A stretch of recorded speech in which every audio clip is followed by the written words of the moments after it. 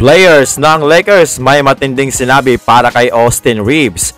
Pagkatalo ng Wolves at Warriors, pumabor sa Lakers. Balik winning column ang Lakers matapos pataubin ang San Antonio Spurs sa score na 109-125 sa pangunguna ng backcourt duo ng Lakers na sina Austin Reeves at Luka Doncic. Si Reeves ay may 30 points, 7 rebounds, 6 assists at 5 3-pointer. Grabe, mala all-star number ang ginagawa nito ni Austin Reeves mga amigo, kung saan sa last 4 games nito ay nag-a-average siya ng 30.75 points. Samantalang si Luka Doncic naman ay kumamada ng 21 points, 9 rebounds at 14 assists. Medyo kinapos ng isang rebound para sa triple-double performance. Medyo maalat ang shooting ni Luka pero no problem dahil andyan naman si Austin Reeves. Nagkiklik ang duo na ito mga amigo at talagang legit number ang kanilang ipinapakita. Ayon pa nga kay Luka Doncic, ibang klaseng player daw itong si Austin Reeves. Umiskor ito ng 30 points sa 4 na laro sa loob lamang ng 5 araw. Kaya naman daw talagang amazing player ito. Kaya para sa kanya na maging undrafted player ay talagang hindi ka panipaniwala. Maging si Jordan Goodwin ay talagang pinaulanan ng papuri itong si Austin Reeves. Ayon kay Goodwin, si AR daw ang kanilang third option pero mas magaling pa ito sa halos karamihan ng first option at second option sa liga. Kaya naman, bigyan daw natin ng respeto ang pangalan ni AR. Grabe naman yon.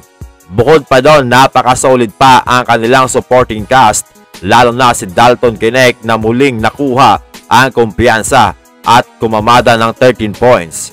Ayon pa kay Luka Doncic, maganda raw ang nilaro nito at marami itong magagandang laro. Natuto nga daw ito mga amigo kung paano maglaro at maging siya ay natuto na rin kung paano maglaro kasama si Knecht. Talagang very promising daw ang rookie na ito mga amigo. Nako, buti na lang ay nabawi siya ng Lakers, kung hindi, malaking pagsisisi na naman ito mga amigo. Bukod kay Dalton Knecht, napaka-solid din ni Dorian Finney-Smith at Jordan Goodwin.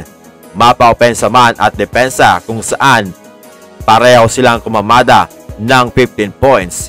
Siyempre, hindi rin papahuli si Gabe Vincent na kung hingan mo ng depensa ay laging andyan, lalo na kung kailangan mong umiskor, talagang maaasahan si Gabe.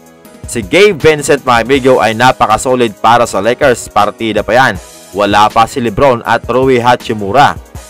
Pumabor din sa Los Angeles Lakers ang pagkatalo ng Minnesota Timberwolves at Golden State Warriors na dumidikit na nga sa kanila sa standing, at dahil dito ay medyo nakahinga ng maluwag ang Lakers. Kaya naman, umangat na nga sila sa 4th seed. Si Vando ay talagang walang inuurungan, kaya ayon, na-kick out sila sa laro kasama si Jeremy Sohan. Well, kahit sino ba naman ay mag-iinit talaga ang ulo kung babatuhin ka ng bola.